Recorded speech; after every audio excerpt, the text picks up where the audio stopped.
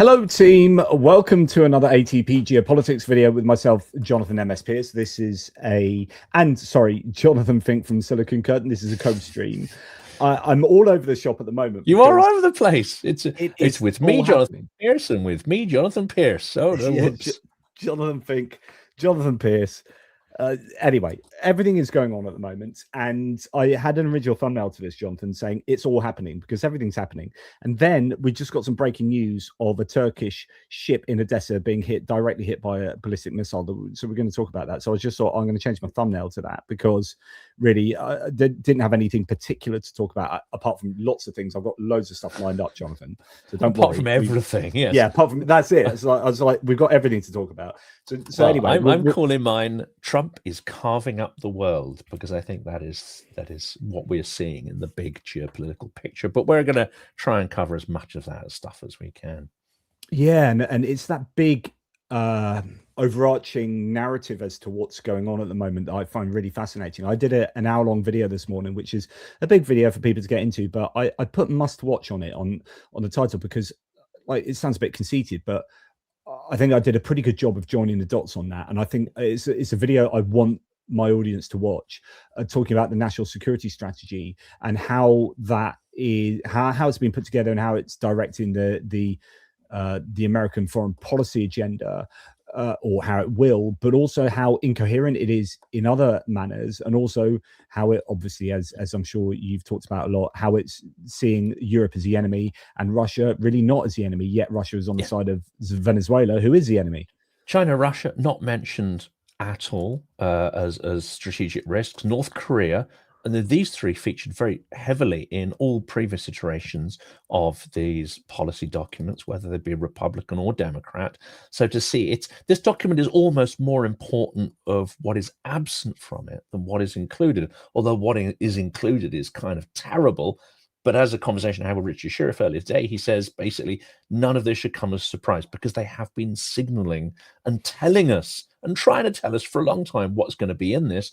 And of course, Vance's speech at the Munich Security Forum basically was a draft version of what we've just seen, which is we're out, grow a pair, you're on your own.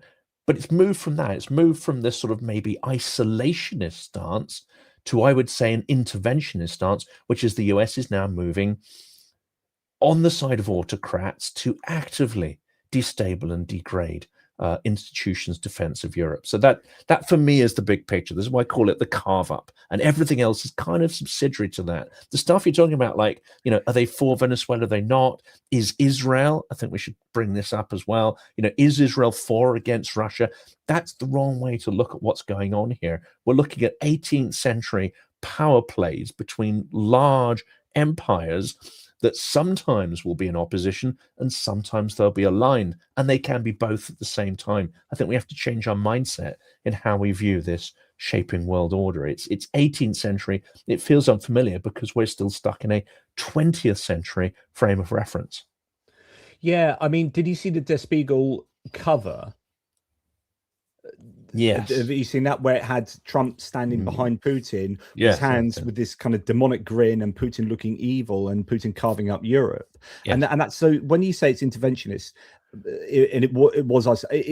my position is isolationist, the national security strategy of the US. It's isolationist, interventionist, and imperialist. And yes, you might think, all at the same time. All at the same time. You might think, well, those are like mutually exclusive, but they're not. So just to get my thoughts straight here, the isolationist bit is they actually want to stop being globalist and internationalist and move back behind trade barriers, so literally raising trade barriers to isolate themselves behind that and put up barriers to entry to their markets, so on and so forth. So it's anti-free markets in that sense. And also they want to build up barriers, literal barriers on the border to stop migrants coming in. So there's this very much isolationist kind of little Americana kind of thinking going on, but at the same time there's an imperialism where they want to take control of Panama, Greenland, and Canada. Yes. And then there's this interventionist kind of idea of like wanting to prize certain nations away from the EU, as mentioned in the draft version of the national security strategy, which had Poland, Austria, Hungary, and Italy being prized away by the US from the EU to undermine the EU and its unity, so that the EU can be carved up by Putin and Trump, etc. This is not an American strategy because it does not fit with anything in really, the American stance. Maybe yes, the Monroe Doctrine and this kind of stuff, but that's more to keep European imperialism out of its patch and stop it interfering. This is a take on the world that is aligned with Moscow's and that's the conception of Spiegel how cover, the world works. Not the traditional American world. It's really not. Absolutely, and that's why I referenced the Spiegel cover. And I know this will be the third time I'm going to show it, but honestly, it is. I mean, the Germans seem to have this right at the moment. In terms of Merz is probably the only leader in Europe that is saying things that are slightly more overt and explicit about Donald Trump. So here is a Spiegel cover, which reads, so I need you in there as well, which reads, what is it? Two villains, one, what's it read? Two villains, one goal. That's it. So two villains, one goal. I mean, what an incredible image that is. And you have a demonic looking Trump behind Putin wanting to carve up the EU. And I've long said that Trump was in Trump 1.0. He wanted the disunity of the EU. Yes. And he aligns himself with Putin on that respect for fairly similar goals, because they both challenge what he sees as American let's point hegemony. Out as well, this is not just Trump being nefarious, or that's what he is. And I don't think he's bright enough to really come up with all this stuff himself, and certainly not organized.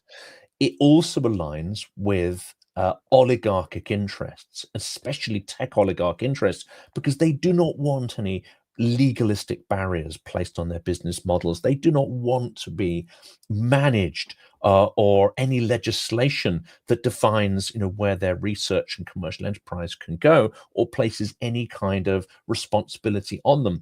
So this is not just a carve up in favor of authoritarians, it's also a carve up in favor of oligarchs and kleptocrats. And this is where I think by following the money, you start to understand what is actually driving these movements.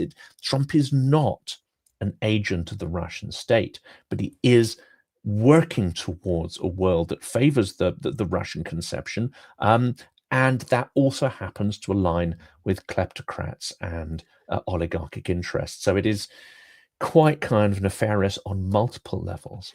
Yeah, 100% agree with you there, Jonathan.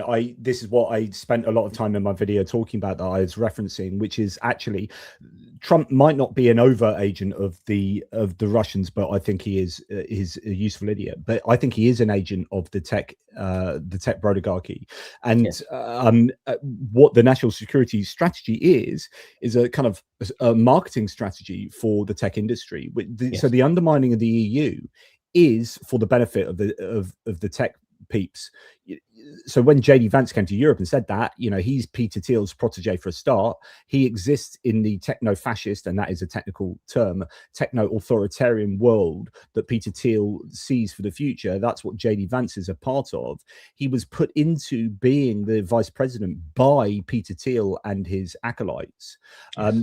Trump didn't want him, but they convinced him to take on JD Vance. He was put through, he was employed by Peter Thiel in his hedge fund. He was then made senator of Ohio by Peter Thiel, funded into that position, and then he becomes vice president. It is all part of very much a move by the tech oligarchy to get primacy in the White House. And now they've got national security document that's been largely written by a guy. I know you said there's another guy involved, but Stephen Miller, and then a guy called Andy Baker, who is the national security advisor to JD Vance and the deputy national security advisor to the Trump administration. That's the guy who predominantly wrote it, along with the guy that you say as well. Well, I've been advised to look into the works and thought of Michael Anton, who is another, not someone I was aware of, but someone who apparently has been creating the dare I say it, the sort of intellectual framework behind this sort of tech dystopia and tech dystopians that are taking shape here. And it is an interesting comparison. I mean, it reminds me in some ways what they're trying to do to the EU. Yes, it's in favor of Russia, but it's also a form of gunboat diplomacy. Now, yes, when Britain deployed it, there were multiple reasons behind it, domination, but also penetration of markets, tearing down barriers for British goods, etc. And, our lovely first-class opium. Why wouldn't you want to buy that in the case of China? But this strikes me as the 21st century equivalent of gunboat diplomacy, which is open up your markets or we will destroy you. And you have no say in terms of how the digital products of the economy are going to be consumed. Yeah, absolutely. Fully agree. Is it okay to just slightly change direction to go to Jonathan? You can pivot in any direction you want. Well, we'll no doubt be returning to that. I just wanted to show you what's just taking place right now as we speak, and this is happening in Odessa, where there has been unfortunately a Russian ballistic missile that has hit a Turkish ship. So it's a Turkish civilian ferry, it says here. I don't know if that looks like a civilian ferry, owned by Cenk Roro.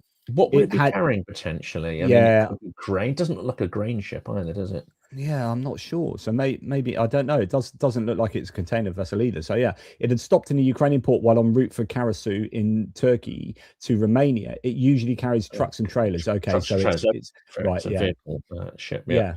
So it would be a Roro. It says Roro on there. So yeah, ferries can also be Roro, roll on, roll off. Yes, right. Also transporting vehicles. That makes sense. And it's Turkish, which is highly controversial. Now, this is an incredibly risky thing for the Russians to do, but of course they're trying to hit back because the Ukrainians hit 2 tankers in the Caspian Sea last night. They've hit a number of tankers in the Black Sea. I say a number, I don't give a number on that because there was a claim of one being hit was actually now thought to be a false flag claim. But anyway, so the commercial ship, says Tim White, targeted by Russia, was sailing under the flag of Panama, but it's definitely Turkish owned. The strike on the vessel came just hours after Putin and Erdogan held talks at an event in Ashgabat, and they posed for a photo. Jonathan. Yeah, how dare you imply that there's anything but coincidence going on here? I mean, really, they are not subtle. They really aren't. But is it? So sometimes I wonder whether Putin and the Russians do stupid things and they overreach.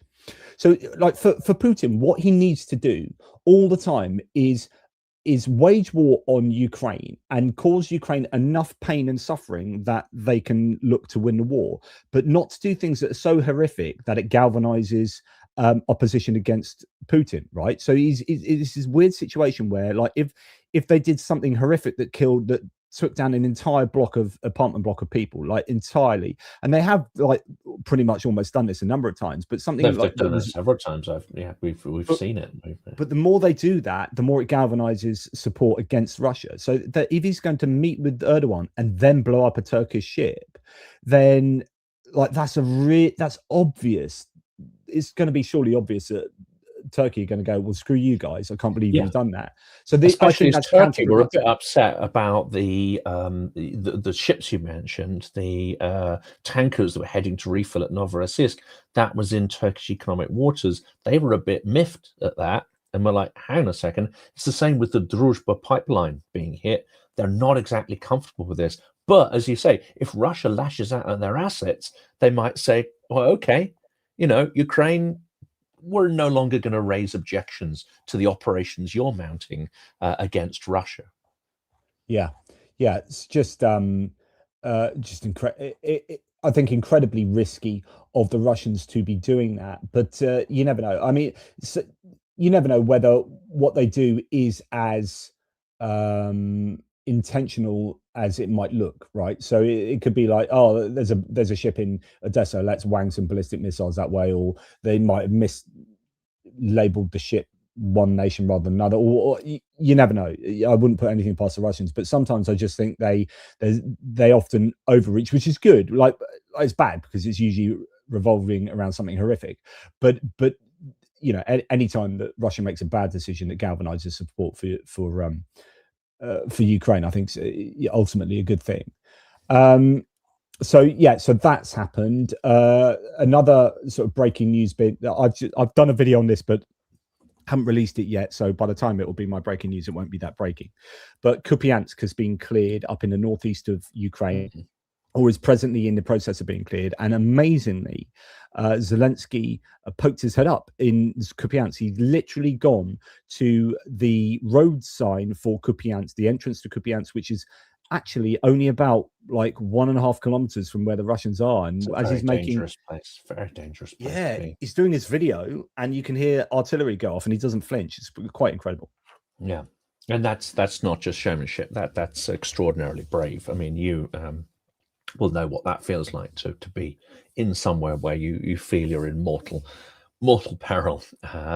It's extraordinary thing to do, and that's why I kind of think that Zelensky is going to outlast the scandal around Yermak, etc. Because this isn't just sort of showmanship.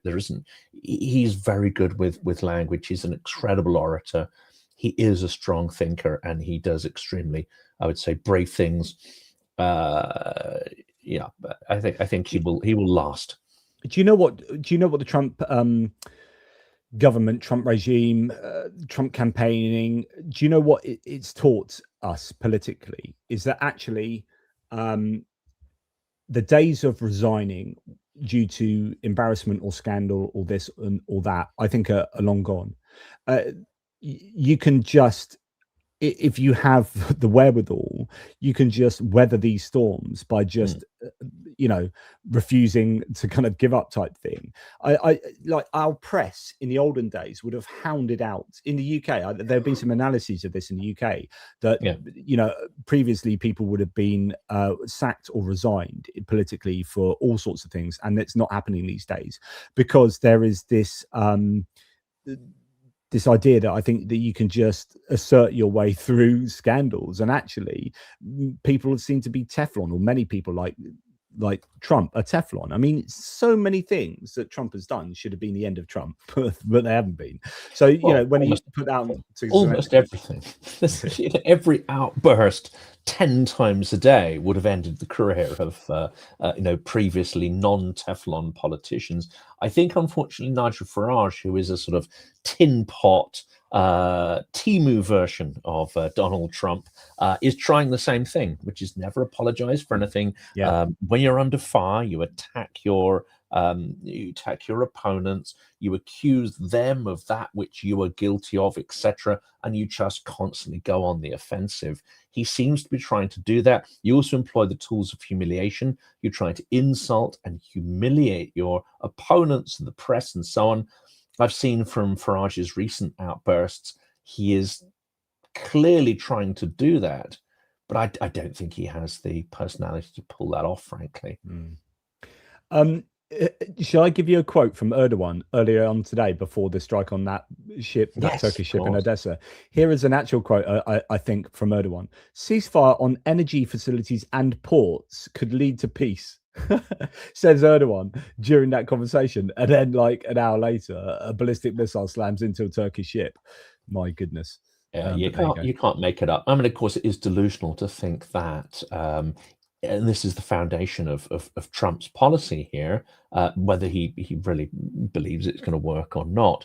The idea is that somehow by trading, you can instill peace. Now, I made a little bit of a slip up with Keir Giles, that somehow, you can encourage your foes to be democratic. Well, he pointed out that that's in no way in the national security document. What I meant was that, if you go back to the 60s, 70s, 80s, and 90s, it was thought that through trading with China, you could encourage it towards more liberal and pluralistic politics, as well as introducing, these market forces to it. The market forces inevitably lead to democratization.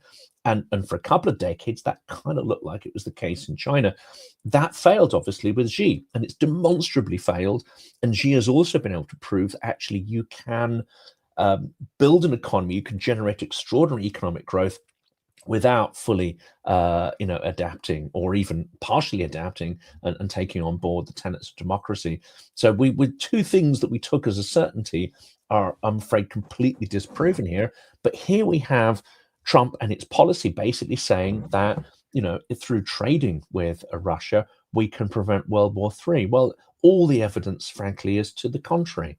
There's no evidence that this stuff will work to blunt the imperial, insatiable, carnivorous appetite of the Kremlin. One of my viewers, Kevin Force, says lots of trolls today. I've not seen so many maladjusted reprobates in one place since the last Trump cabinet meeting. And one of them may well be this person, but I will indeed reply, because this person has posted several times. Another day of seeing the war coming closer to Europe. How can I escape this coming apocalypse? Do I need to end my life to escape it? I will post this until you reply.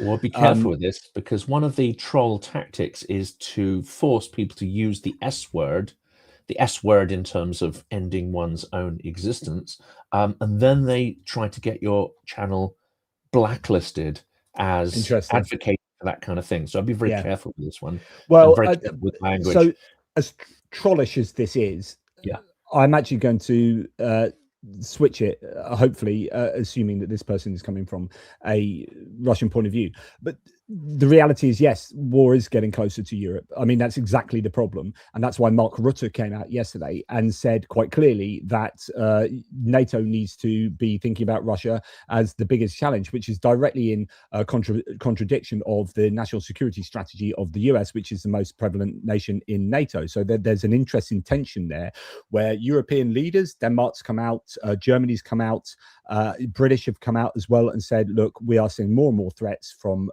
Russians in terms of drones, in terms of hybrid warfare.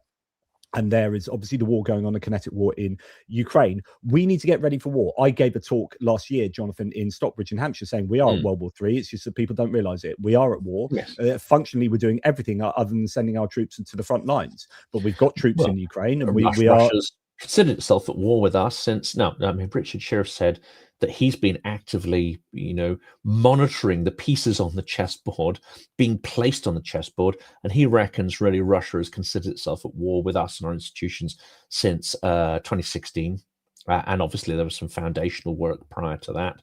I think we came to the conclusion now that the pieces have been placed on the chessboard and are now in motion. So if we want to date, the World War III beginnings of, there's a couple of dates you can use. There's 2014, there's 2016, there's 2022, and now there is December 2025. Yeah. So I think, we do need to be very salient very cognizant of what is taking place and actually act accordingly. The problem is for us at the moment is that, unfortunately, Trump seems to be going the wrong way. And actually, on that note, I want to bring you to this Telegraph article. The head of the US Army cut out of Ukraine talks by paranoid Hegseth. Now, this is fascinating. I don't know the details of this. I haven't read the article, but just looking at the comments here, Max25 summarizes the head of the US Army has been sidelined from peace talks to end the war in Ukraine by Pete Hegseth. Dan Driscoll, seen as the rising star of the Pentagon, was reeled in by the increasingly paranoid defense secretary, sources told the Telegraph. Mr. Driscoll, a former soldier, was cut out of negotiations by Mr. Hegseth after he was seen to overstep his brief. It is understood. Quote, he was seen to be exerting himself a bit too much and he has had his hand slapped, a person close to the fallout said. Now, Dan Driscoll was seen very much as, or potentially as, JD Vance he was a friend of JD Vance at college, and his involvement seemed to be to try and get Ukraine to accede to the 28-point peace plan from Witkoff and Kushner. So Dan Driscoll was over in Kiev initially to talk about like military equipment, but then the 28-point peace plan dropped, and then he was co-opted to sort that out, and then he was seen as being very much in that mold. So if Pete Hegseth is then going against this guy and sidelining him, that could be good for Ukraine, because Hegseth, although he's nuts and a drunken, under the influence. Well, unstable, I think, is the he could go both ways. Yeah. But if you look at what he said about Russia over the last 10 years, like Pete Hegseth, while he was at Fox, actually he was vaguely sensible about Russia. Like, he was all for supporting Ukraine more. And since he became Secretary of Defense, he's put there because Trump liked him on TV. He looks good and he sounds good. And he's all anti-woke, right? But actually he was a bit of a Russia hawk. And so Hegseth being in charge, he's had to toe the party line, but he's not really been like, when was the last time you heard Hegseth say anything about Ukraine? Well, he wore that despicable, clearly Russian colored tie to a recent meeting. But that, I put that down to him just wanting to be a troll, wanting to be contrarian, wanting to just poke people in the eye and get some media coverage. Whether he meant it to indicate some strategic signaling, I'm not sure he's that consistent enough to do that. But it was disgusting. The optics of it were absolutely disgusting. I'm just not sure. Surely he was put in this position because Trump thinks he's going to follow orders. Yes, he's a fun TV character, but or not fun TV character, depending on your perspective. But he's placed there because it will be believed that he'll follow orders, do what he said. He won't have the intellectual capacity or moral courage to question anything. And he'll do things like, blowing gunboats out of the water and then double tapping the survivors. He'll do all of that. He'll invade Venezuela and do everything that is required, right up to the point of deploying US forces in US cities and using them as a training ground for future wars. All this stuff seems to be things he is not particularly exercised about. Is he even aware? Is he even aware of the full direction that the US is going? Does he see the implications of the security policies? I actually doubt it. Whereas Marco Rubio would be absolutely cognizant of the direction they're going in. So has he simply sold his soul, or is he sitting there as some kind of hostage to this regime, thinking, oh my goodness, what am I part of? And as someone intimated to me, is there more to it than that? Have individual members of Trump's cabinet been told that they better not break because there might be, personal implications for them, dare I say it? Because we see, let's say, the case I would use here is Euroclear. It is now being intimated that someone who's very closely aligned with Russia, something in the feature of a Russian asset, has been making threats, direct threats, to members of Euroclear and anyone willing to go along with the idea of passing those assets. So you're talking here about Hubi. So Euroclear, the bank Hubi, that currently holds 193 billion euros in Russian assets, has been penetrated by a suspected Russian intelligence asset, a French banker called Olivier Hubi, who is threatening Euroclear CEO Valérie Urbain. Reports. It's been told to me privately, so I won't go into details. We don't want to be sued, but it's been alleged privately that he has also been sort of abusive, threatening, sarcastic with activists who are pushing for Belgium to do the right thing. Yeah, so I think, to be honest, that is one of the single most important things going on at the moment. Yeah, all the peace negotiations, but if Ukraine doesn't get hold of that money, then they are in serious financial trouble. And I think everyone kind of realizes that, which is why European leaders are trying desperately to make sure that it happens. And you have, I think today or yesterday, news that Brussels has unlocked, I keep doing that and getting rid of you, has unlocked a legal mechanism allowing indefinite freezing of Russian central bank assets without unanimous EU consent, bypassing any Hungarian veto by citing economic disturbances caused by Russia's war in Ukraine. So European Commission now proposes transferring 210 billion to Kyiv in 2026 to 2027, including 140 billion directly from frozen Russian assets at Euroclear, plus 25 billion from other European accounts, 115 billion earmarked for defense industry build-up, and remaining 95 billion to repay prior G7 loans and cover Ukraine's budget needs. The era of outright confiscation has begun. So, things could happen. But then you've had Viktor Orban coming back saying, today the Brusselians are crossing the Rubicon. At noon, the written vote will take place. The Brusselians. Yeah. That will cause irreparable damage to the Union. Is subject to the vote of frozen Russian assets on which the EU member states have so far voted every 6 months and adopted a unanimous decision. With today's procedure, the Brusselians are abolishing the requirement of unanimity with a single stroke of the pen, which is clearly unlawful. Or it's just, to stop really difficult. I mean, here's a problem with the EU: it is obviously very democratic in the way that it tries to pass these laws and policies. It's unanimous voting, isn't it? Which Exactly. essentially dates to when it was a far smaller entity, and now it's rather cumbersome. And, Yes. and if you have a particular person like Orban directly voting based on what he's told to do by the Kremlin, let's put it out there, then that system's not going to work if you have assets and agents that have penetrated the system. I mean, so does this suggest to you that they're moving away and they're moving towards a sort of qualified majority voting of some sort? Well, that's for this, but I don't know that can exist a qualified majority for. I don't know. There's so many different ideas about what's taking place, because apparently Hungary could veto the alternative to the frozen Russian assets, but it couldn't veto. I think maybe this, because they changed it, or I don't know. It's just all very confusing.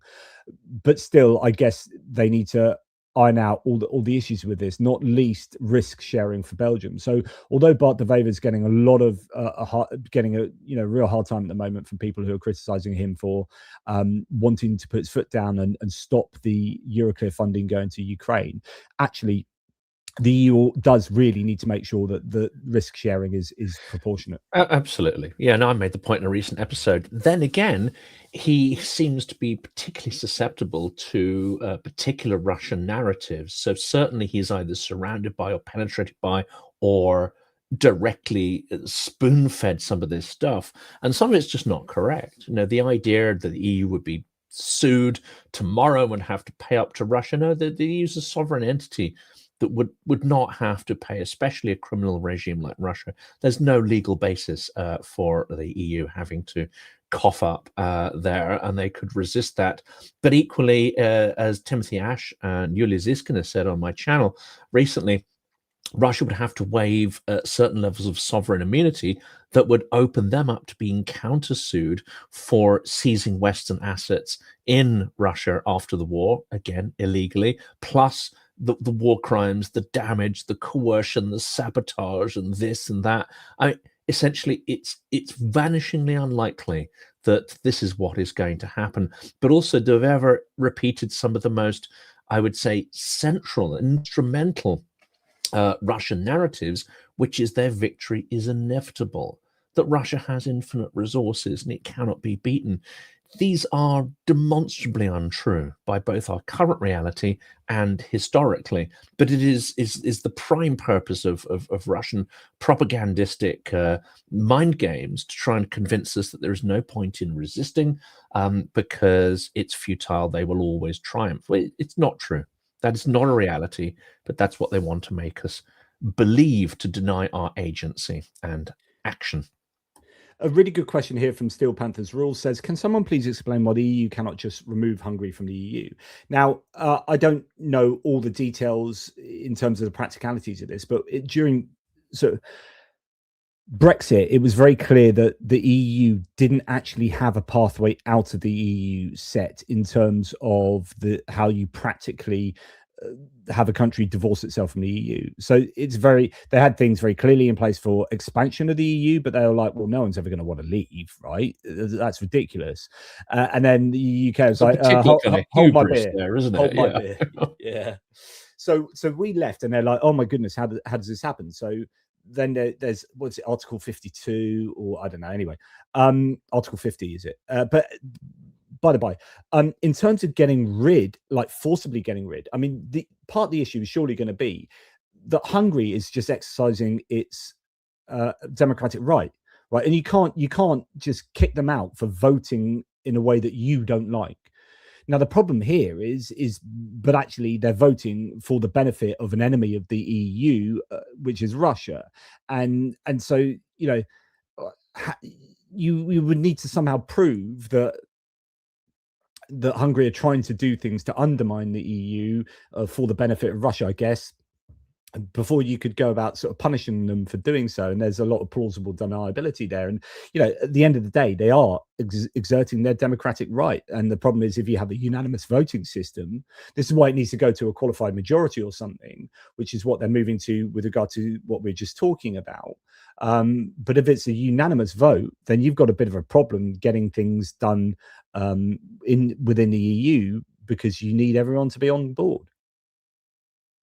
This is absolutely the case. Now, I also wanted to bring people's attention. Now, we should mention it a couple of times. We know donations go. I know you're not hugely active on that because you're on a Jiggers Poor fundraiser, so we should mention that as well, because we're both on that one. We're both on that one. Yeah, I was going to say both. We're both on that one. No, we're both doing that, but we've also both signed up to Car for Ukraine. So let's make sure we get the Jiggers Poor link up there, and we got the Car for Ukraine one I just put into the chat. And there seems to be a bit of a competition. I mean, this fundraiser for Car for Ukraine is the Christmas tree truck campaign, and actually, it's moving faster than any campaign I've been part of for Car for Ukraine, which is great. And we got a bit of a tussle going on between such a memus and certainly myself. We keep nudging forward for who's going to be in the sort of 4th and 5th spot there. But you know, tremendous and very, very quick fundraising efforts. Preston Stewart's come in from just getting started to having an impressive €9,000. So I strongly encourage people to take part in this. And one of the reasons is the vehicle that we fundraised over the marathon that we did was bought, delivered, and then it lasted a couple of weeks on the front before being destroyed. But it saved the lives of all 3 of the servicemen. No broken limbs. They had concussion and minor cuts, but the vehicles that are produced by Car for Ukraine not only add to Ukraine's resilience, they literally save lives so that those guys could fight again. Well, I'm sure the next day they were sort of back in the fight, but we need to keep replacing these vehicles because they're both essential, but also extremely vulnerable. Yeah, so we have got ATVs for the 80th Air Assault Brigade, and that's actually with Toonie Tuesday as well, although that's slightly different. So, I mean, it's the same, but they haven't included that on this page here, but it's an overall campaign together with them. That's going on for the 80th Air Assault Brigade, and also, as you mentioned, Christmas tree trucks. So, as we've done many times before, trucks for Car for Ukraine, and they are a fantastic entity. Yeah, just to continue along the geopolitical side of things, Ukraine would join the EU by 2027 under a draft peace plan. That seems extraordinary to me.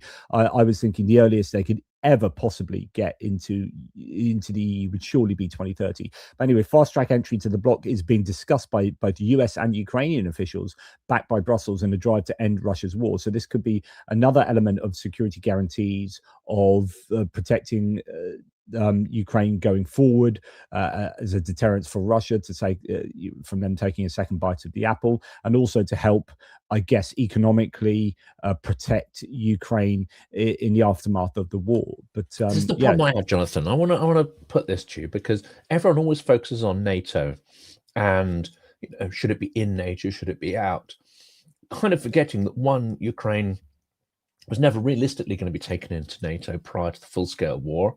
It would just be the can would be kicked down the road ad infinitum. But also, there wasn't a majority of Ukrainians who were for. In fact, only a small minority of Ukrainians in 2014 wanted to join NATO. There was still a less than a majority. There was a minority at the outset of the full-scale war. It's Russian aggression that's pushed them towards NATO, but it's just at the point where we see that NATO is a zombie organization in some respects, if we look at it in terms of its transatlantic strength or weakness now. So NATO is probably less important and less important to Putin. The reason that Maidan happened, the reason that Putin pressured Yanukovych, was to prevent Ukraine joining the EU, and both politically, economically, legally, and of course, culturally and psychologically making that move westward. I don't see why Putin at this point would go, well, do you know what? We've been waging war. We've lost more than 1 million people. We've burned up all our Soviet assets. We've transformed our economy into a Soviet-style war economy. Do you know what? Yeah, go right ahead and join the EU.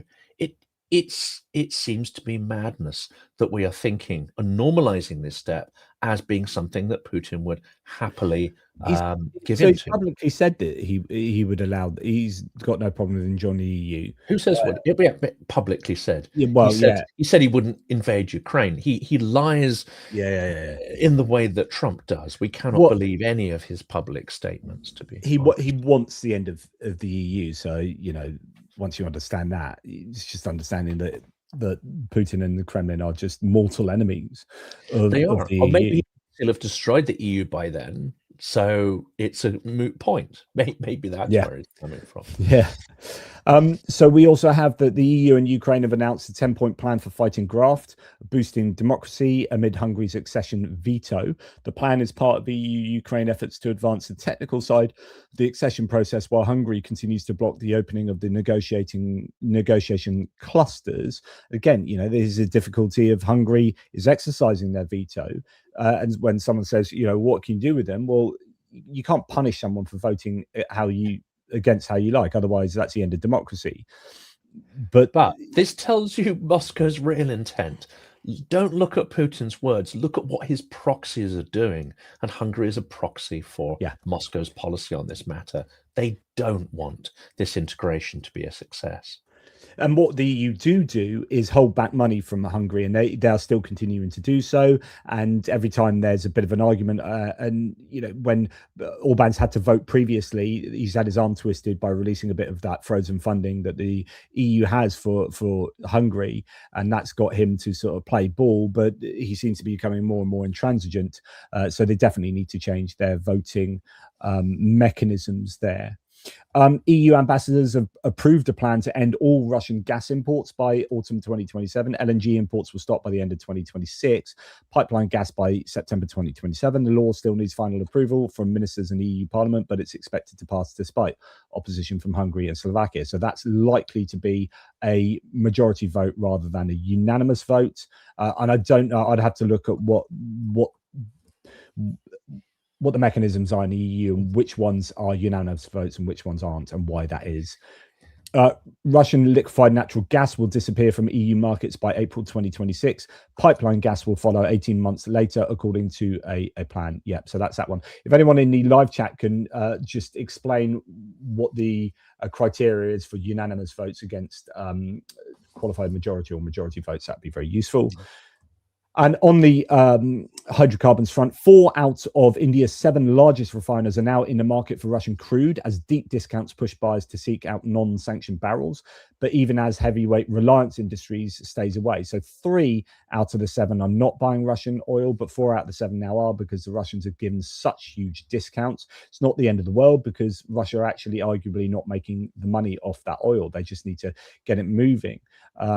But the amount of oil that's sitting idle around the world is a real problem for Russia, because they can't then sell new oil if they don't have the existing tankers that would transport new oil offloading their oil. So it's just stuck, not making the money on that oil, but also not being able to make money on future oil. But there's another problem. You can't just pause wellheads, is my understanding. Yeah, because if we look back to the Iraq war, you can't just say, oh, okay, well, we're gonna, no, you wreck it, and it costs a fortune and a very complex technical operation to restart those wellheads and get the production going. So they're facing really serious problem here that could damage and destroy that industry for a significant amount of time.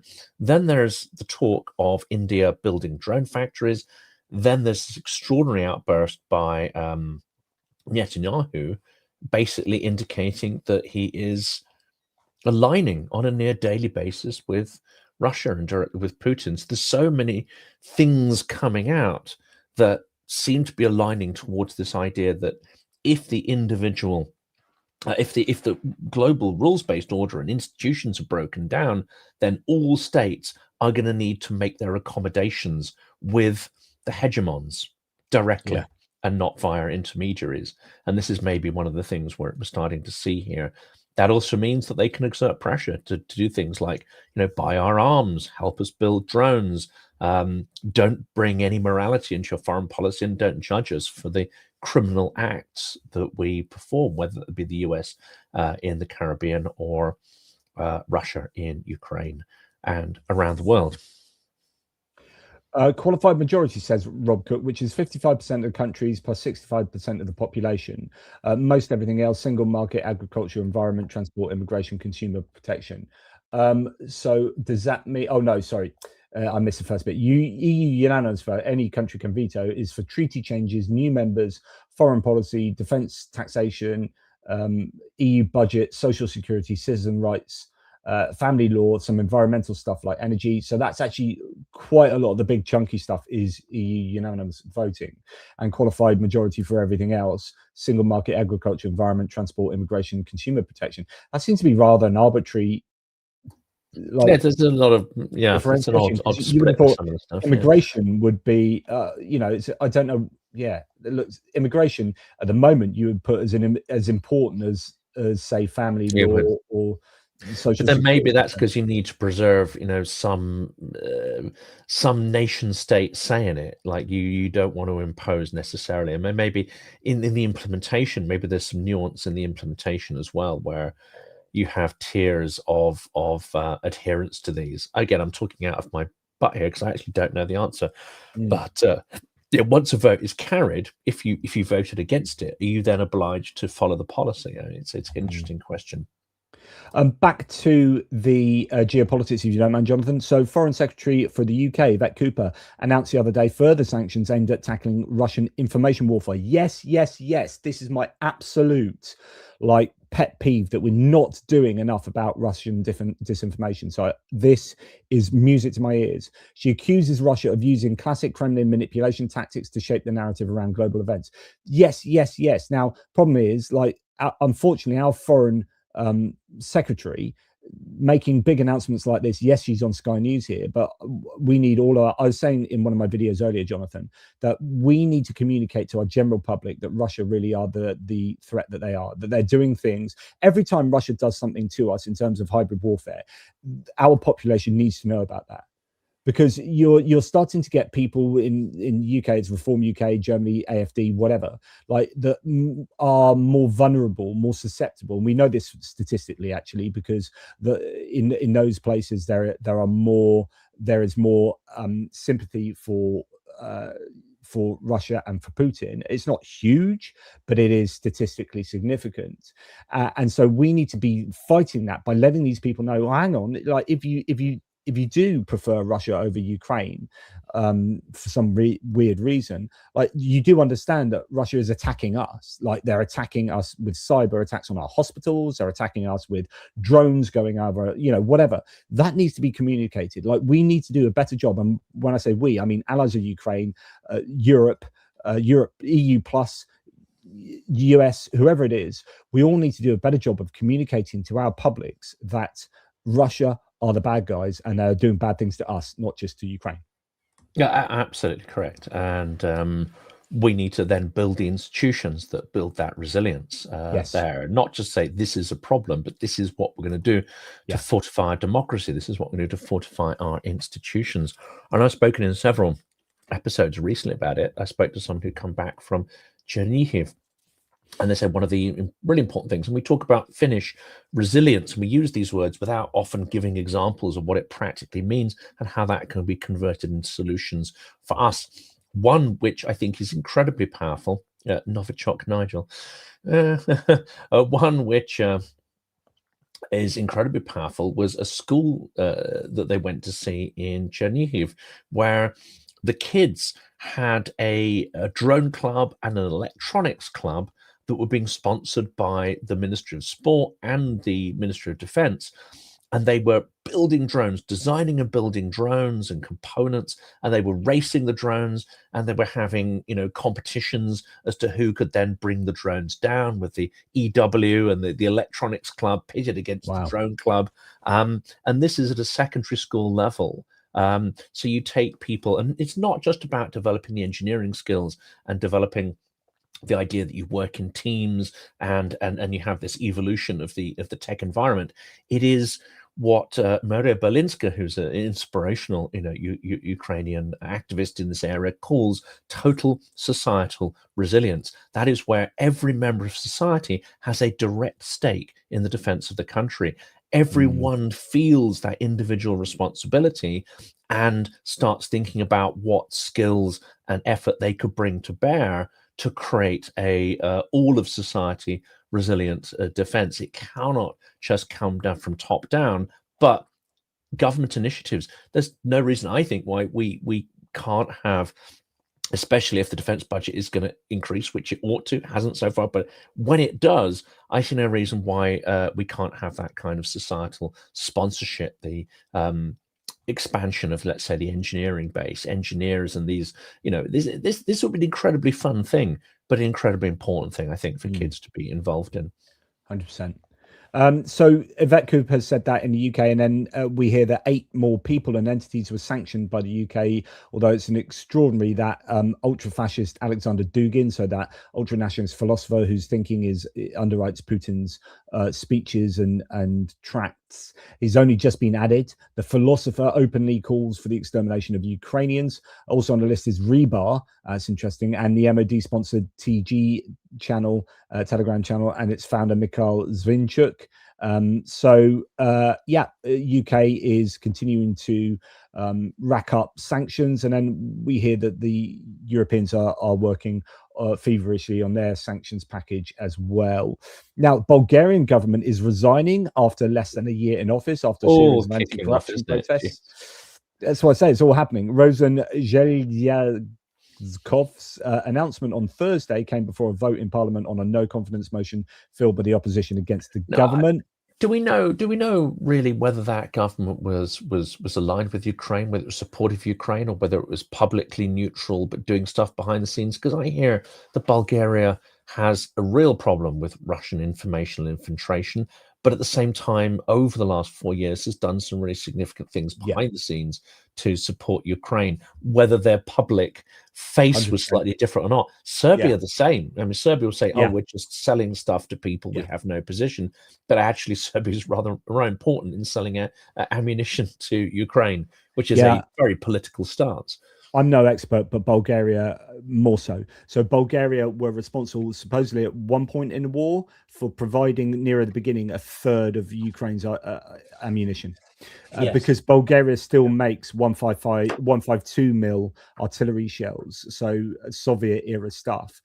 In fact, Bulgarian companies, is it not the Arsenal company in Bulgaria that was it's been sabotaged a number of times, once during the war, once before the war, I think.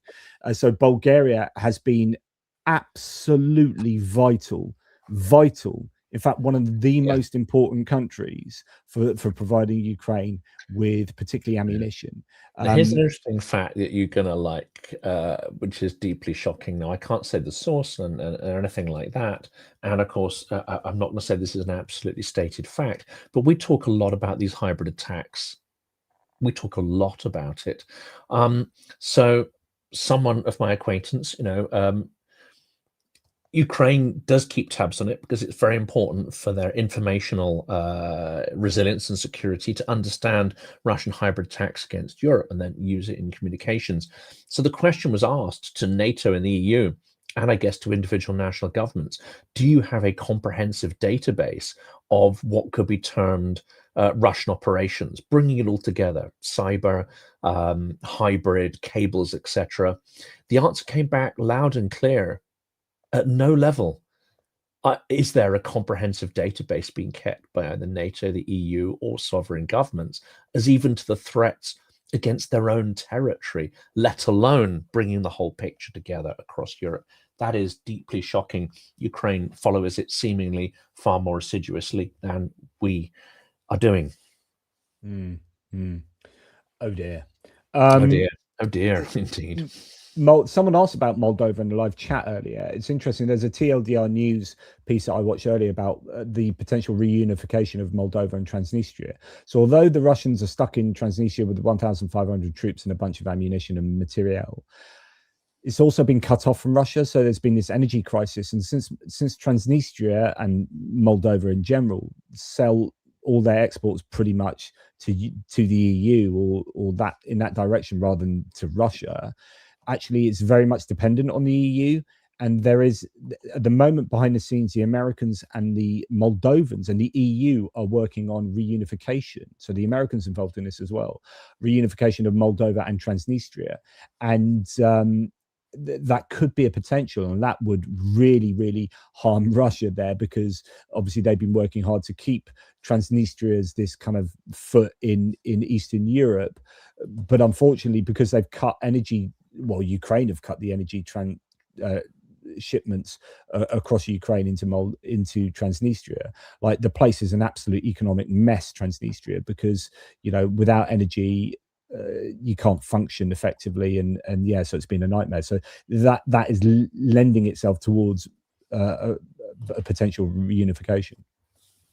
And just to say here, Moldova just blocked $107 million in cryptocurrency meant to bankroll pro-Russian political groups.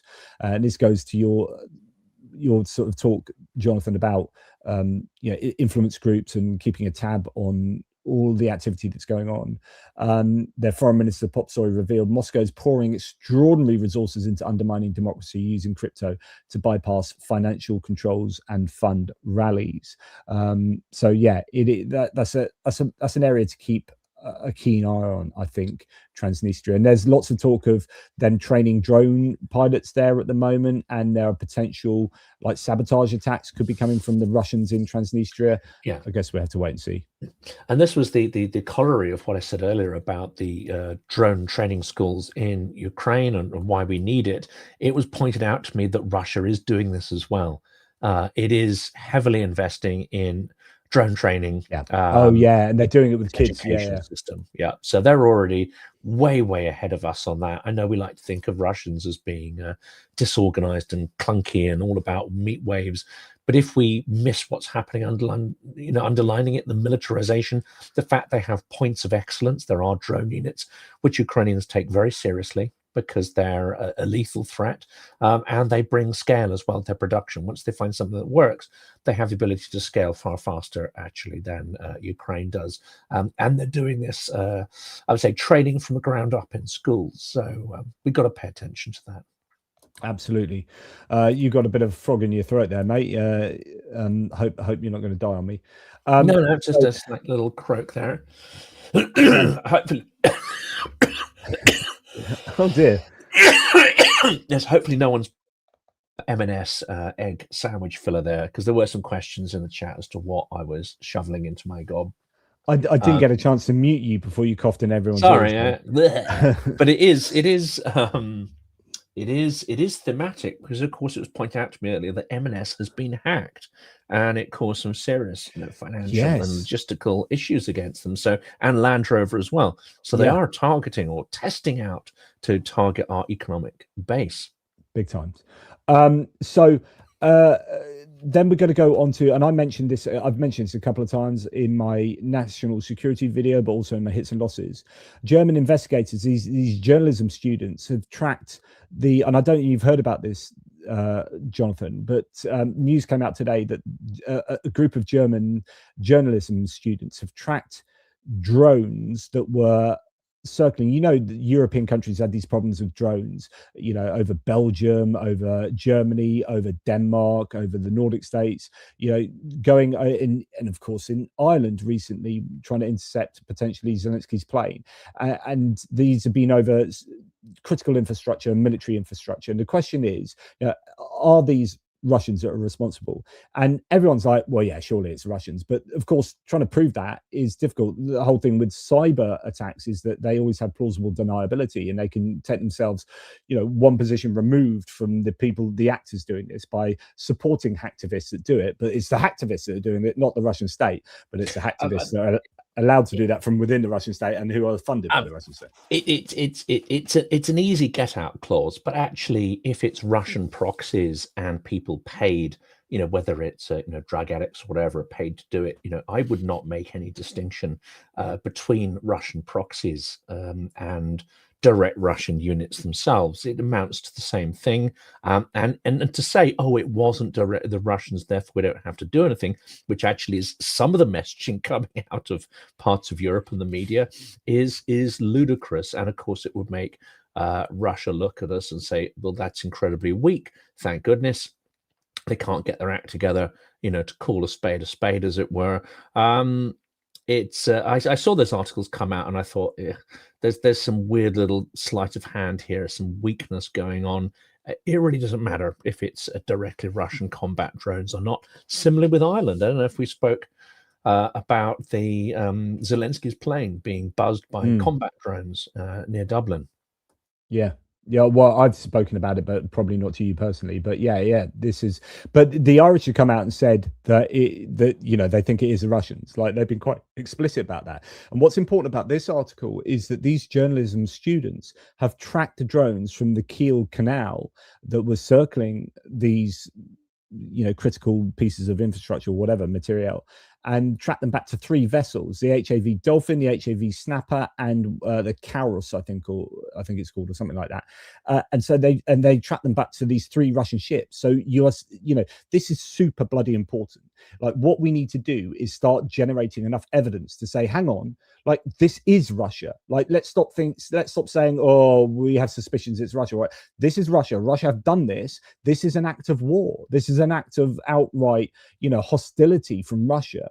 And it needs to be, we need to react to it as such. So I think this is super important. But there you go. That's it. I was gently accused of being Belgium phobic, and I just have to set the record straight in the chat there. There are aspects of Belgium that are amongst the best things in all of humanity and civilization, but waffles are all right, but I wouldn't go that far. Oh, I did waffles. I mean, waffles come pretty far down the list. You've got fabulous cities, architecture, medieval architecture, French fries, beer, got wonderful beer, chocolate. I mean, what's not to love? You got the little mannequin piss. I mean, what more do you need? I don't mean to be. I was being facetious about Belgium. There's lots more. I've been to Belgium a number of times. Tintin, goodness me, Hergé, who is obviously Belgium, not French. Keep talking. Yes, I'll have a random just a minute type thing without repetition on the subject of Tintin. No, I've got a bunch of Tintin comics just below my desk here. So here's not original, but when I was a young lad at school, I used to love a bit of Tintin and Asterix. So there you go. I just thought, Tintin. Have you got the Tintin au Pays de Soviet? Tintin in the Soviet Union is quite an interesting little volume there, actually. That was before, his artistic style really, coalesced, but it's one of the first ones. And it's written right at the time of, I think it must be Stalin's purges. It must be written in the 30s.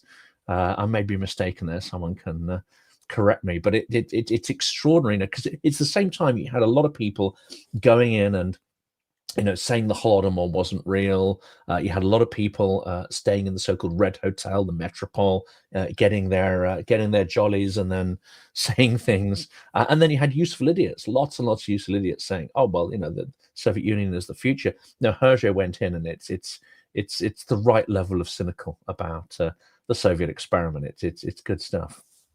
Good stuff. Excellent. Okay, so then as we sort of come towards the end of the main geopolitical stuff, AfD is particularly worrying me at the moment, Jonathan, not least because they are seemingly gaining in the polls in Germany just at a time when Friedrich Merz is being, I don't know about domestic German politics, but from a foreign policy point of view, Merz is being particularly, I think, strong at the moment, and I do like him on Ukraine. But Marcus Frohnmayer here, the AfD deputy coming into the US to speak to the New York Young Republican Club gala, was mentioned in a Russian strategy paper sent to a high-ranking official in Putin's presidential administration in 2017 as a parliamentarian under our absolute control. That's a quote. So Frohnmayer, according to a Russian leaked strategy paper, is a parliamentarian under our absolute control. And he's why am I not surprised? I mean, none of this comes as a shock, frankly. So he's going to New York as an honored guest to the Young Republican Gala. So this is again the connection of Russians to this new era of American republicanism, which would be an anathema, I think, to like old Reagan Republicans. But now, like you've seen it in the national security strategy. It's just the complete advocacy for ultra-nationalist or nationalist movements in Europe from some of these Stephen Miller types and Heritage Foundation types, and some of the new breed of Republicans. And I think it's particularly worrying that it is. But again, this alignment is not a particular surprise. And I know the national security policy has shocked a lot of people, but I think those like Keir Giles and Sir Richard Sheriff, who I've spoken to this week, who say if you're shocked by it, you simply have not been paying attention. Yeah. And just a few more bits and pieces I want to just mention in terms of American politics, but actually there is some crossover here, Jonathan, talking about the kind of national security strategy and this kind of anti-Europeanism. The comments have gone off into Belgium. We're down a Belgium rabbit hole. I think in Bruges. It's a great film. Waffles, the whole lot. It's sorry to interrupt. This is quite incredible. So New York Times the other day brought out a piece talking, and I heard this discussed on LBC yesterday, actually, with an expert on this. And it is genuinely worrying, by the way, this. Travelers visiting the United States from countries like Britain, France, Germany, and South Korea. And by the way, they're like Western, like where this is targeting isn't like the sort of, Somalia and places.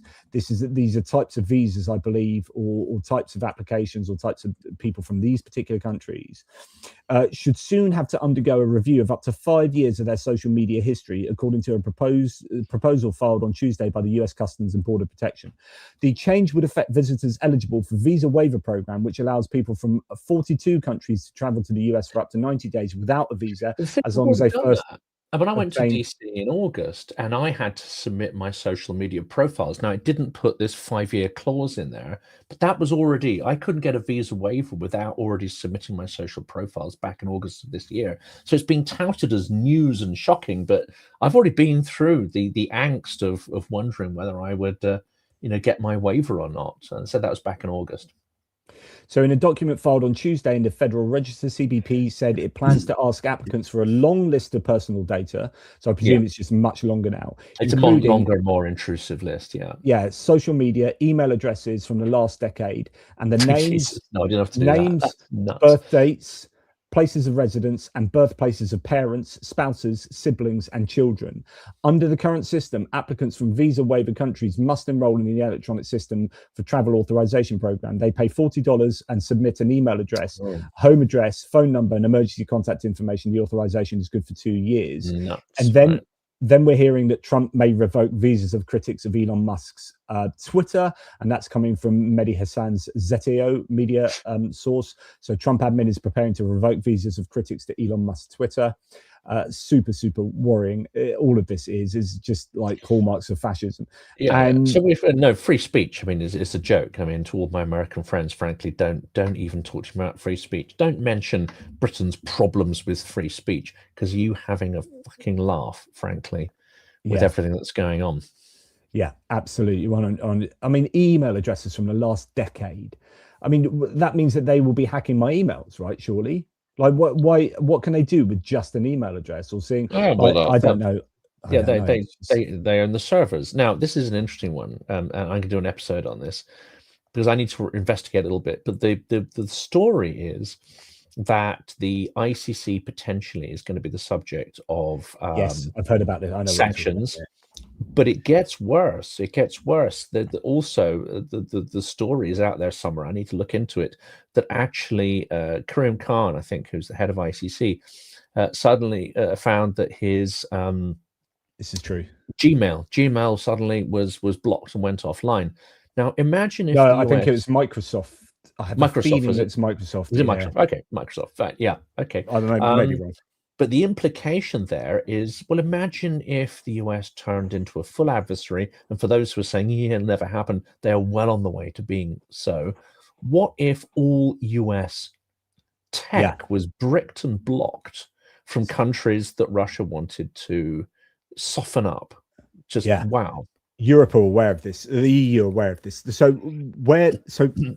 the Americans have the absolute kind of monopoly on tech infrastructure. On you can talk in terms of not so much AI, because there's a lot of Chinese AI, but certain, if you're talking about corporate tech infrastructure, but then that goes over into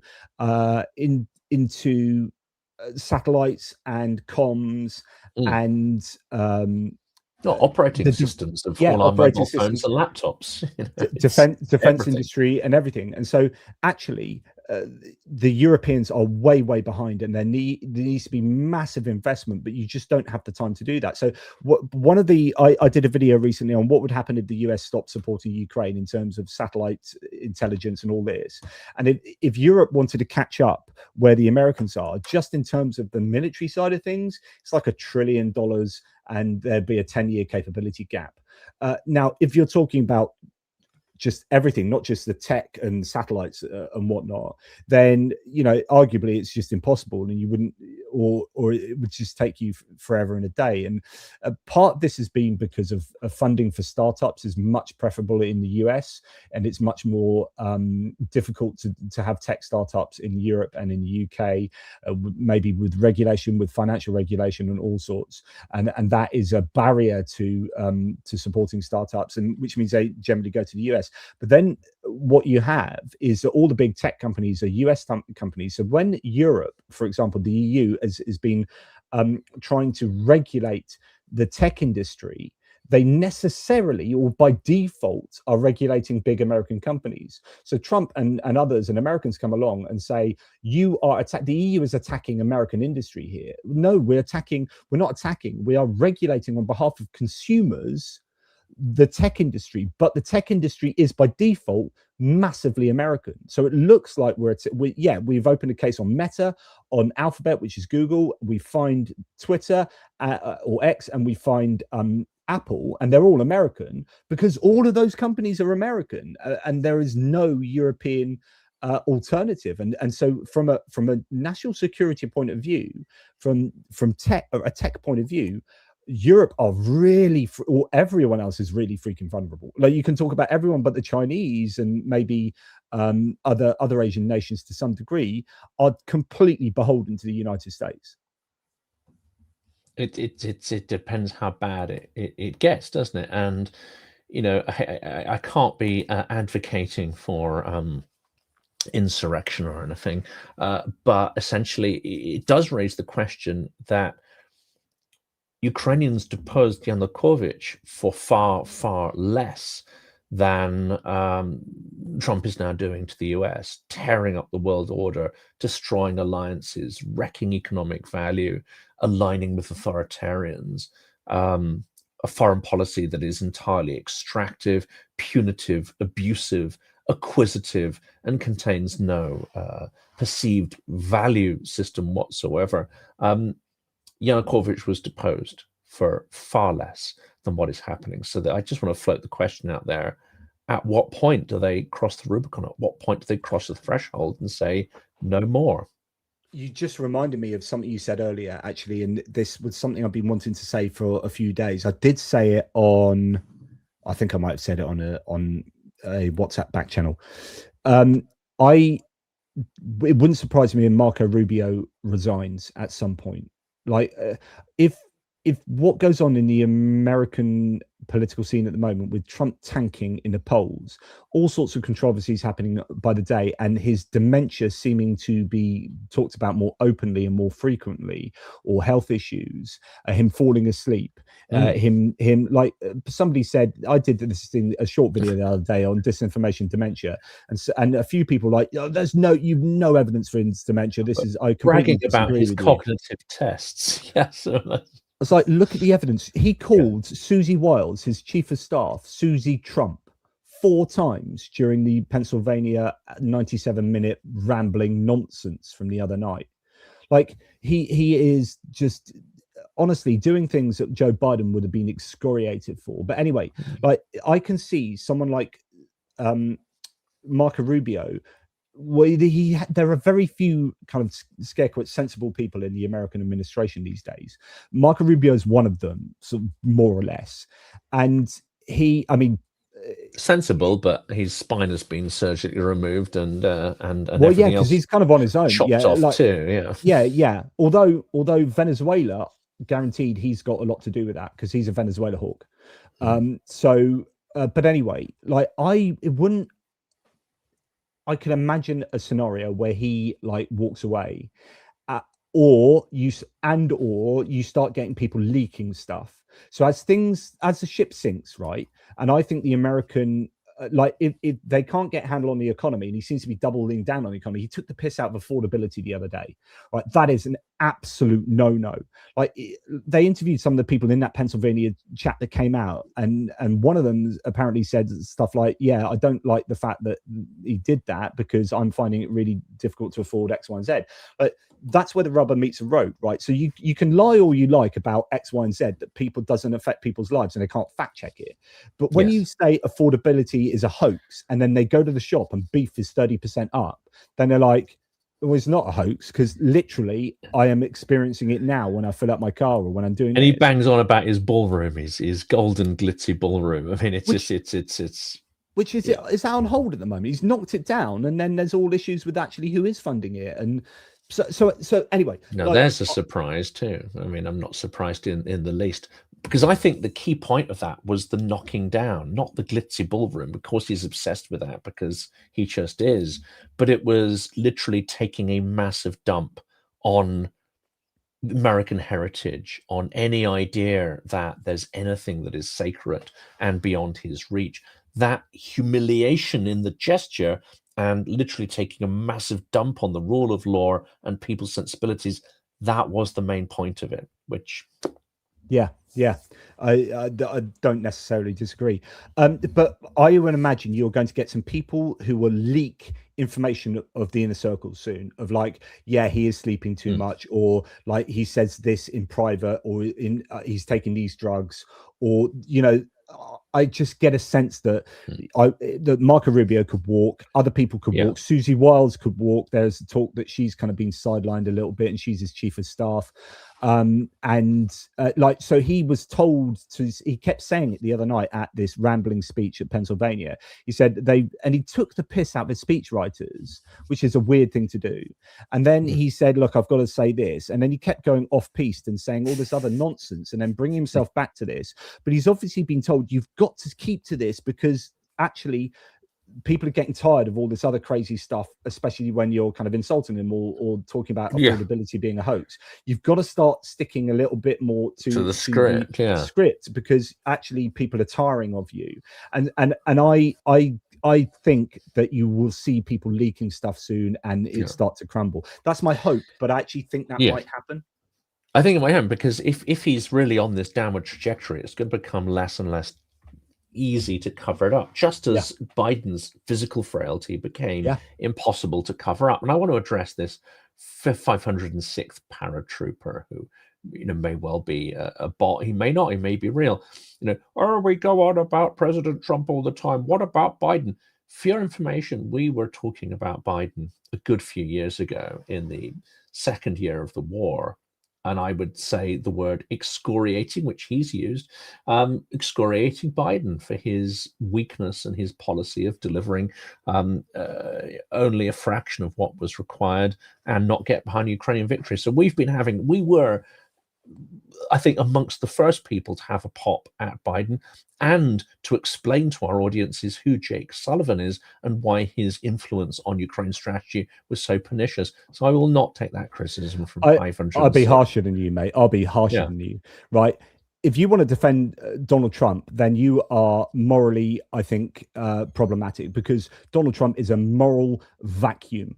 And if you want to advocate for bullying, he's an abusive monster to female journalists, to Europe, to Ukraine. The things he has said, like, and tell me one time that he's criticized Putin. Honestly, tell me 506th paratrooper. Tell me one time that guy has criticized a dictator, and tell me, and just put it in a table. Put all the times he's criticized dictators in one side of the table, and then put on the other side of the table all the times he's criticized democratically elected nations and people. Like, the guy is a moral monster, right? And Joe Biden wasn't. So I won't excoriate. I will criticize Joe Biden, as I did in the context of Jonathan's weak, yes, but not a moral monster, not corruption on this scale. Like, the amount of his family members that have made money, and you wanted us to talk about Hunter Biden. Do you know how much Jared Kushner has made out of Saudi Arabia? Do you know how Jared Kushner just follows the Trump train around the world, just scooping up deals? Do you know how much money that Witkoff's son and Donald Trump's son have made out of the World Liberty Foundation crypto scams and their shitcoin, or whatever it's called? The grifting with his family. Grift. Absolutely. Look, honestly, mate, you don't have a leg to stand on. You may literally have a leg to stand on, but metaphorically, he may not, if he's real. But that's another thing. Yeah. So no, he deserves all the excoriation he gets, and also what really annoys me, Monsieur le Paratrooper, I don't like it when people comment and they say things without substantiating. So this idea, both Jonathans excoriate President Trump, justifiably, lying all they want. No, you don't just say you're lying. You say what we are lying over. Tell me where I have on purpose misled you by telling you something that I know is false. I want you to tell me that, substantiate that, or jog the hell on, because that is just troll. You're a troll. You're a paid up troll for sure. But do you know what I mean? No, that kind of flyby commenting really gets my goat, in case you didn't realize. So 506th paratrooper, you can take a very long walk off a short pier. No offense, because he's one of your viewers. Yeah, fair. Oh, it came from my side, Eddie. There we go. I have my fair share of trolls and bots as well. Before we check out, though, I think we should draw attention once again to the two campaigns, the Jiggers Pour and the Christmas tree trucks, just to see if we can sort of bump those up a little bit.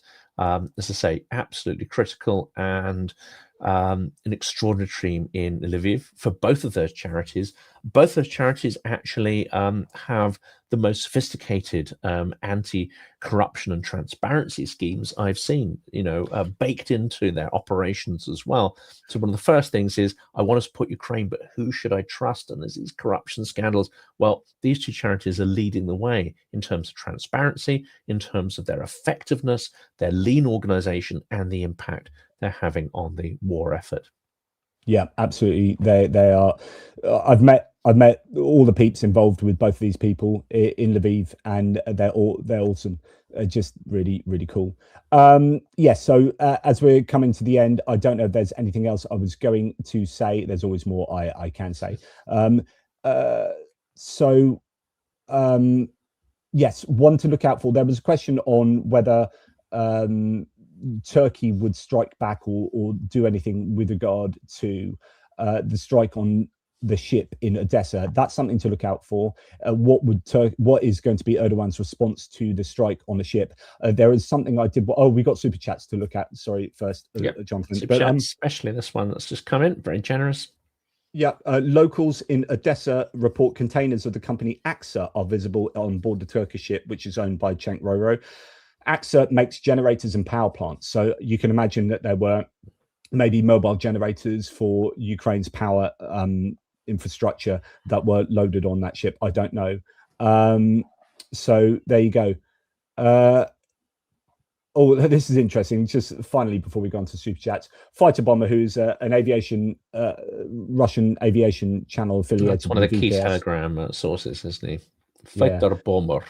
Fighter Bomber has stopped collecting money for the families of killed pilots on his channel. The reason is simple. Russian pilots so died that the channel would simply become a continuous tombstone with the names of those killed. Too many pilots are dying that he's given up collecting money for them. So I suppose that's an odd reason. It's like, yes. That's an odd reason. Yeah, right. Some thanks. So Richard Bennett, thank you for ATP Geopolitics memberships. That's super generous, Richard. You are a legend. In fact, Richard, you know, next time there's fundraising, because I think you're down in Selsey, down by Chichester. So next time there's a Ukrainian fundraiser at your local pub, as there was, please tap me up for that. Lions Us, thank you very much for gifting ATP Geopolitics membership. Super cool. Grunge Thing, our Belgian friend, IATAH, for thinking that Orange is already sharing intelligence with Mordor and maybe weapons could follow. So he's got the opinion that that could already be happening. Goodness me, I hope not. It's certainly a real risk. I mean, Trump fully flipping. And in fact, the peace plan as it's outlined with the various requirements there is a plan for rebooting the Russian economy. And we know that rebooting the Russian economy means rebooting the Russian war machine. So whether or not the US are directly supplying weapons, American components are ending up in Russian missiles. And indeed, in plain sight, the American plan would lead inevitably to the rearmament of Russia, and they're fully aware of that, I believe. Should we just go back to our previous conversation with 506th paratrooper? I just want to point this out. Former Trump advisor Brian Lanza is now consulting for Russian oil giant Lukoil, Politico reports. Lanza is helping sell Lukoil's non-Russian assets after new US sanctions. He previously called returning Crimea to Ukraine unrealistic. Just thought, because, you know, just a bit of course. Because of course. So yeah, whatever. Is it useful to debate with people? I don't know if you've been approached yet, Jonathan, but I love it. I just love, sometimes I just like getting angry. I love just a bit of an argument. So yeah. There's the channel on X run by a guy called Mario Norfol, who you may or may not have come across. He's affiliated, he's a crypto kind of guy. He's affiliated with Elon Musk. He did podcasts. He has now got a format where they get, usually it's the kind of dumb as a rock sort of MAGA talking heads, and they put them with pro-Ukraine guys. Ben Hodges has been on, Joe Lindsley's been on, even Konstantin was on one of them. Everybody seems to be being, you know, approached to come onto this format. I've been on one, and I really was in two minds as to whether to do it. And there's a second one coming up next week, because it's my view that the entire format is a criminal aligned construct. It is a piece of informational warfare. However, I feel that if you do not participate, then potentially, you know, some of these propagandists would be twinned with people who don't push back, you know, forcefully enough, and you cede that territory to them. So I don't know what your thoughts are, because the first time I did this about a week ago, I was paired with a guy called Glenn Deason, who is one of the main, I would say, Russia-aligned academics in Western academia. He's in Norway, and he is an attendant, and he has got some kind of role or tenure in a university. But he produces Russian disinformation in a sort of academic tone on an absolutely industrial scale. He must have a team behind him. He's blocked me from every single channel possible. I thought it was interesting to be paired with him and to debate with him.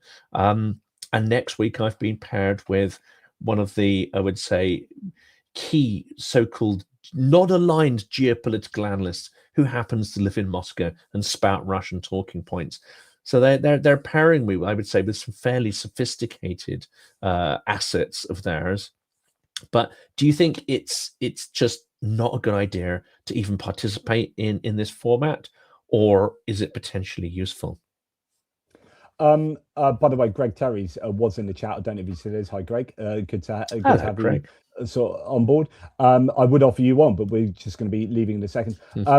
So I think it's useful because I think that you always need to hear the other side. But I don't know how many people watch that stuff who are susceptible. So it's difficult to know, but it's always useful to have someone who is competent putting across the other side of the coin. And from what I know about you, occasionally, I think, so is it, I don't know the stats, something like once every 60 days, I think it is, something like that, you're competent. So that, I would say then you might as well go for it. Yeah, well, that's very kind there. I thought it's always good to practice one's art and craft of ranting as well. I think so, yeah. But also formulating your arguments. Like the more you practice, the better you become. And so I think that's is good all round. But it might be rhetorical training is useful, because otherwise we're talking about stuff we align and agree on. We don't actually have to think that hard about it. Whereas in this instance, I'll go away and actually I'll do.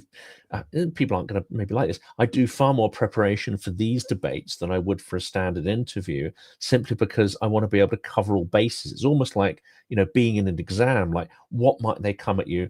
How many different arguments do I need to have at my fingertips that are really compelling and you can compress into a soundbite based on what you think they're going to throw at you? So I put a lot more preparation into that, and that in itself is quite a useful process. So Kevin Force, thank you. Always an amazing supporter of the channel. Thanks, mate.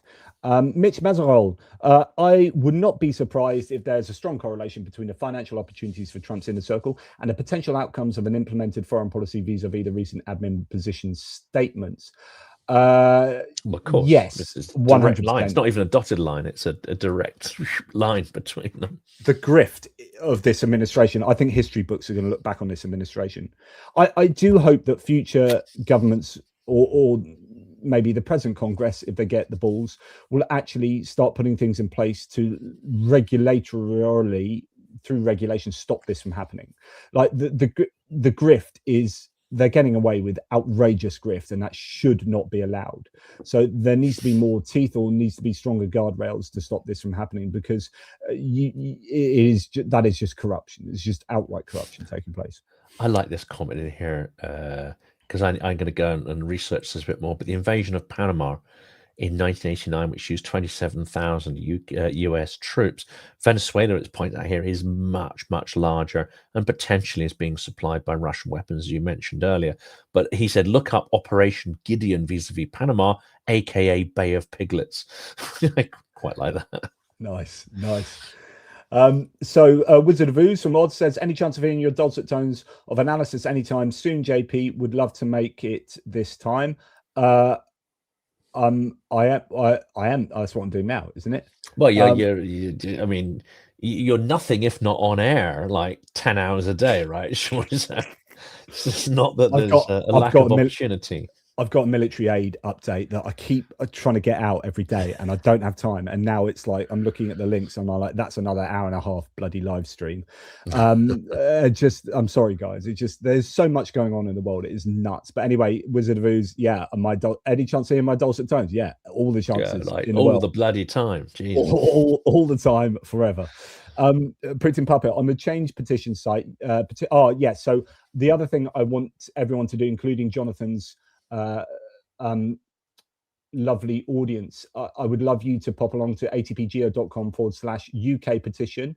Jonathan, if you could sign this as well. This is Mark from the Little Whiskey Shop has put together this, and he's looking at doing a proper UK government one. There's only 113 at the moment. We need to gather traction. We need this to be shared. This is to get UK troops to help out in Western Ukraine and it's been really well thought through. This humanitarian benefits, risk mitigation, legal basis, and NATO framework. The request, deploy border monitoring and rear area security teams focused on civilian infrastructure and corridor protection, deploy logistics, etc., etc. So trying to get the UK government to debate that in Parliament and so on and so forth. So yeah, absolutely. Thanks for reminding me about that, Putin Puppet. Very worthy, and Mark has a sharp mind for these things, so yes. Well worth signing. JP says, anonymous 87654, you need a chronological flipbook animation of the red arrow map for Ukrainian drones heading into Russia. That's really good idea. The drone bomber. I love those drone bomber maps. And when they're thick with red lines, I get excited. They exist. Says, tiny big salute to all donors and fundraisers. Absolutely, they are hugely important. Joe Hales, loving the work, guys. Get the truth out there. Thank you, Joe. That's super generous. You've got a new member as well, Ruth Wolfer, who is awesome. Wonderful. Has become a member of yours. I mean, she's amazing. Wizard of Ooze, lol, I meant a real life event. Right, okay, I get you. Sorry, Wizard, to make you have to super chat again to try and get me to recognize this. I would love to, actually. So I was thinking about this. My mobility is not very good at the moment because I spend too long sitting here speaking to you guys. But actually, I would love to go and give another talk on Ukraine and just do it live and get to meet people who might come to that. I mean, last time I gave one in North Hampshire, and it had people from quite a few places around the UK coming to check out the talk, and it was really lovely, and I really appreciated that. So I might do that again, Wizard, but it depends whether anyone kind of offers me to do that. It's a bit weird me booking myself a room somewhere and saying, come and listen to me. Oh, I'm in the middle of nowhere, no one knows me. That is odd. Although we could always do a we could always hire a studio or do a little panel or something like that and just film it for our entertainment. And of course, sometime in January, Jonathan, just to give you a heads up, I just did last night the 900th episode with Operator Starsky, and it was a great privilege to have him there. Sometime in January, we'll be hitting episode 1000, I would expect, January or February. So I would very much like to bring everyone together, and of course, you'd be an important part of that. We'll have to think about where, when, how, and all the rest of it. But one to put in the diary, maybe. I did 1,000 videos last week, so I've done. If you count the news ones, there's more. But this is just purely interview-based format ones. So that's. I did 500 of them in my sleep. I mean, it's just like 500 a day, don't you, Jonathan? Yeah, I get up in the morning. I've already done 6. So yeah, okay. Nice way of belittling my achievement there. No, I didn't mean it like that. I was actually trying to take the mickey out of me. It's kind of weirdly self-deprecating because I just too stupidly long amounts of anyway, whatever. No, I absolutely, and well done, mate. What I meant to say is awesome, Jonathan. You're a legend in your own underwear, and I would be honoured. It'd be lovely to bring people together, yourself and many others, Alex Ferguson, Drone Guy, Georgi. What, the former manager of Manchester United? Yeah, that one. Yeah, no, Drone Guy, Drone/Shark Guy, as he always comes to protest dressed as a shark, which was fun at the last outing. There, we had 3 sharks and a camel. Nice. People get the references there. It's like being at a Portland rally. Right. So thank you very much to Michael Viewchart. Always great to have you on board, my friend. I need to get onto Messenger and give you a message, Michael. I must remember to do that. I keep forgetting to do everything. So much going on, and I can't. There's just too much news. Can everybody stop doing things? And when I say everybody, I'm talking to the entire world here, Jonathan. Can everyone just take the weekend off? Just don't do anything. Like Trump, don't say anything. Don't leave. Just sit on your golden toilet, Trump, and just Trump away. Don't do anything. And Putin, shut up. And everyone stop throwing bombs. And just, can we have a weekend off? And then I can go and spend some time with my family and not have to think about geopolitics. The trouble is, if Trump disappears for 24 hours, the media will go into an absolute frenzy, thinking he's kicked the bucket or something, or. Yeah. Comedians don't know what to do. Like the 4 years between the Trump administrations, comedians were like, "Whoa, who do we take the piss out of now?"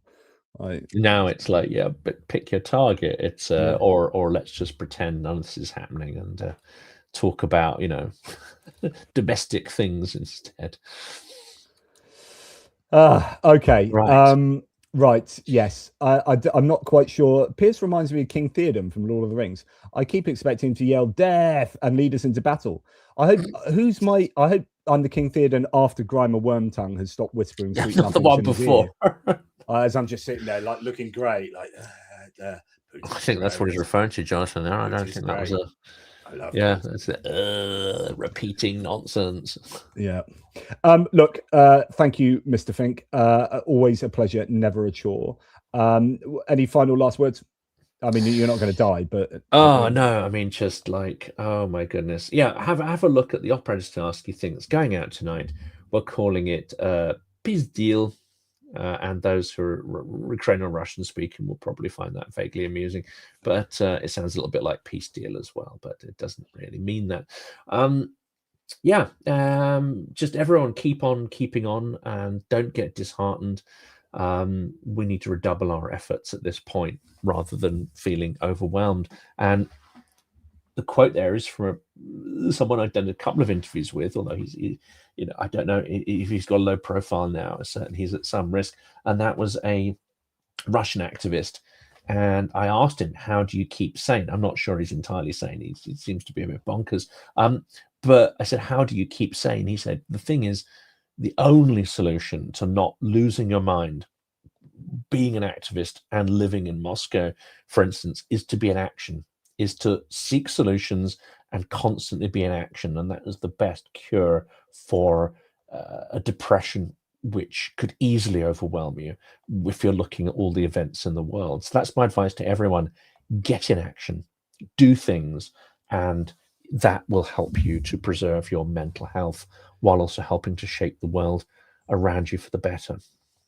I'm weirdly upbeat at the moment. Right now today, because Kupiansk. I think Kupiansk has given me a bit of a nice little pep up, and I like seeing Zelensky there, and I think clearing that out is good. And yes, we'll have to wait and see what's going on with the peace negotiations and what the US is trying to make Ukraine do. But if Russia don't sign up to any of that, then it's all kind of moot anyway, and hopefully it gives ammunition for the US to stand up to Russia more. But anyway, it's not time. We're trying to go now, but there is this idea that Ukraine might sign up to things that you would otherwise think, well, that's crazy. Why are you signing up to giving Donbass away, or at least turning it into a free economic zone or something? Why are you even entertaining this? Why are you even entertaining 800,000 cap on your armed forces? But they might be doing that in the knowledge that Russia's going to say no anyway. So then they look really keen to the US and say, well, look, we've agreed to do all this stuff. It's them that, and then finally Trump goes, oh yeah, the Russians are being douches. But then he never seems to do that. So anyway. He never does that anyway. And that's, there's no profit in that. So follow the money. Yeah. Thanks, moderators. Thanks to all the very generous super chatters and members of the channel. You keep our lights on. Thank you to all of those fighting on the front lines in Ukraine, and big up to those in Kupiansk, particularly, well, everywhere really. Absolutely amazing. Thank you, Jonathan. Slava Ukraini. Haram Slava. Awesome.